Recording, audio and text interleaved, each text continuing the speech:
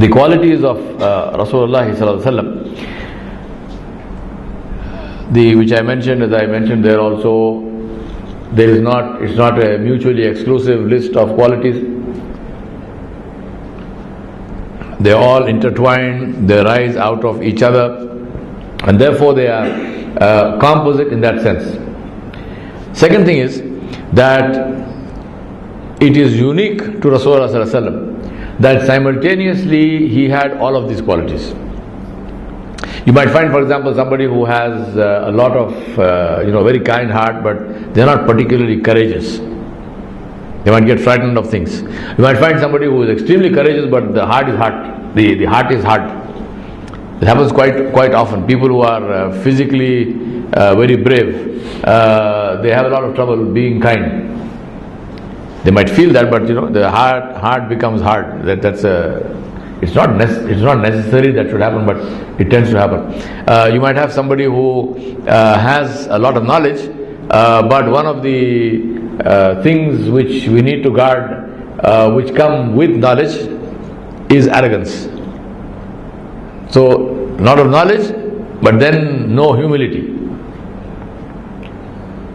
With Rasulullah ﷺ, all of these qualities which I mentioned were with him simultaneously, and that is why this is one of the unique things about the Prophet ﷺ. And also, alhamdulillah, it is true for all the Salaf Salihin, for all the Sahaba, for all people who are connected to Allah subhanahu wa ta'ala, that the more you know them, the more you love them.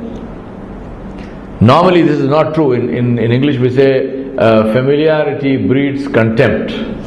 So people look nice from a distance, but when you get close to them, then you discover they have feet of clay, and you discover things about them which are not complimentary, and so there's a disillusionment. I mean, oh my God, I thought this person was so wonderful, and then I discovered that he's actually not that great.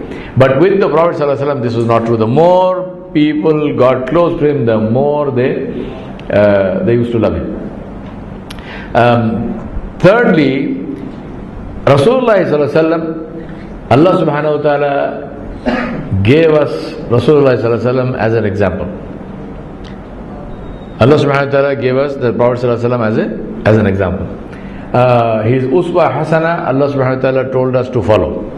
And this example good for all time. And therefore Allah subhanahu wa ta'ala created the Messenger ﷺ with special qualities that would give him this, that would make him this wonderful example for all of mankind to follow until the day of judgment. This is the beauty of Nabi Sallallahu Alaihi Wasallam's character, that you don't even have to be a Muslim to follow and to become like Muhammad Sallallahu Alaihi Wasallam. Obviously, in the most critical aspect of being like Muhammad Sallallahu Alaihi Wasallam is the issue of Tawheed, it is the issue of worshipping Allah Subhanahu Wa Ta'ala. But in terms of his character, in terms of his manners, in terms of his mu'amilat, in his dealings and so on, anyone can behave like Muhammad Sallallahu Alaihi Wasallam, and you have a beautiful example to follow.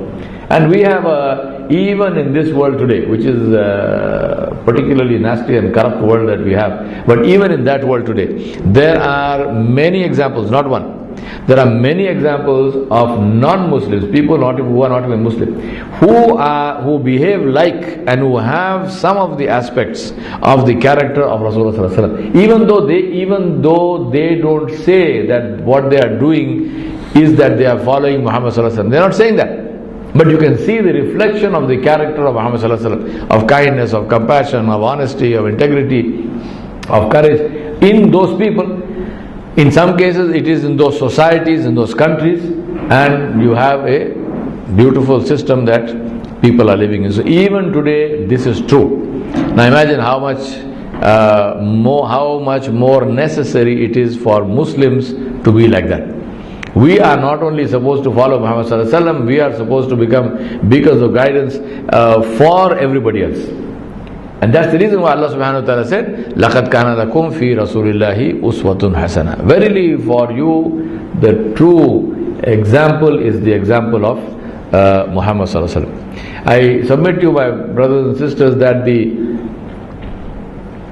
success and longevity of people and civilizations is not in their lifespan, but it is in the ideas that they come with. It's not in material wealth, but it is in their spirituality, it is in their connection with Allah subhanahu wa ta'ala.